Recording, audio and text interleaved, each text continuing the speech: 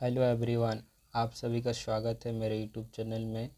तो आज हम जानेंगे बीए सेमेस्टर 5 डीएसई का पेपर भूगोल। देखिए, इसमें आपका डीएसई का पेपर आपदा प्रबंधन है।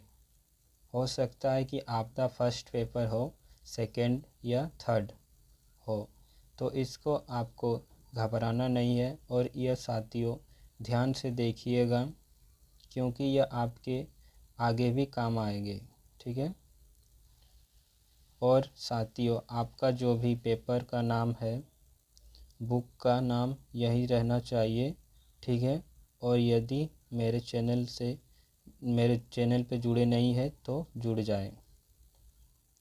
तो चलिए, बहुत बातें हो गई आपदा के परिभाषा, पहले उनके अर्थ थोड़े जान लेते हैं। ठीक है। आपदा का अर्थ, ये साथियों किसी भी क्षेत्र में प्राकृतिक या मानव निर्मित कारणों से होने वाली दुर्घटना, घटना या लापरवाही से है। जैसे एक प्रकार से कह सकते हैं, पहले आप सब ने सुना होगा कि लोग पहले कहते थे, क्या आपदा आ गई, क्या विपदा आ गई है। तो आपदा को हम आपदा या विपदा कह सकते हैं, यह गलत नहीं है। ठीक है। तो आपदा जो यह हमारे वर्ड है, यह नुकसानदायक है। तो चलिए आप इसको अच्छे से समझते हैं। आपको स्क्रीन पर दिख रहा होगा। अब इनके परिभाषा देख लेते हैं। ठीक है। आपदा की परिभाषा, ऐसी कोई भी अप्रत्याशित घटना जो टूट-फूट या क्षति परिस्थिति की। ठीक है। टूट-फूट यानी इधर उधर हो जाना। ठीक है। जनजीवन का तितर बितर जनजीवन का और या स्वास्थ्य बिगाड़ने का बड़े पैमाने पर कारण बने आपदा कहलाती है। यानी हो एक प्रकार से हो गया आपदा, यानी अचानक कोई घटित, जैसे भूकंप। आपदाओं के प्रमुख रूप निम्नलिखित है, देख सकते हैं।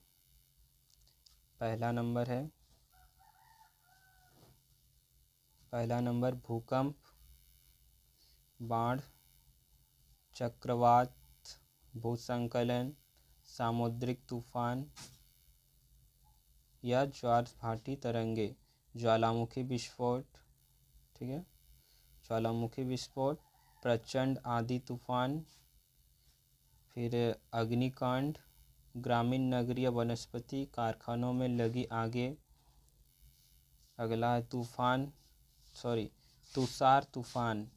उसके बाद है सूजा या अकाल और महामारी है। ठीक है।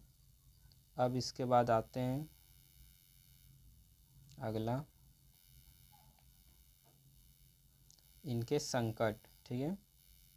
अब आते हैं इनके संकट की उत्पत्ति के कारकों के आधार पर आपदाओं के दो वर्गों में वर्गीकृत किया जा सकता है। पहला है, देख सकते हैं, प्राकृतिक आपदाएं, और दूसरा है मानव जनित आपदाएं।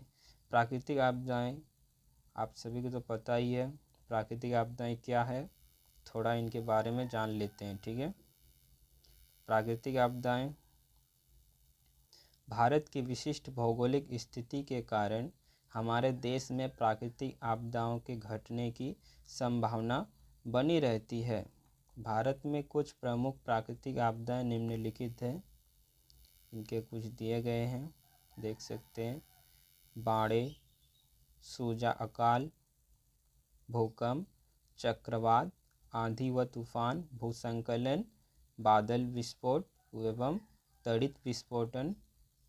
अगला है सामुद्रिक तूफान, और 8 नंबर वातावरण आपदाएं इत्यादि। ठीक है। इसके बाद अगला है, देख सकते हैं, मानव जनित आपदाएं। ये आपदाएं मनुष्य की गलतियों या मूर्खता की वजह से उत्पन्न होती है। मानव जनित आपदाओं का मुख्यतः 3 वर्गों में वर्गीकृत किया जा सकता है।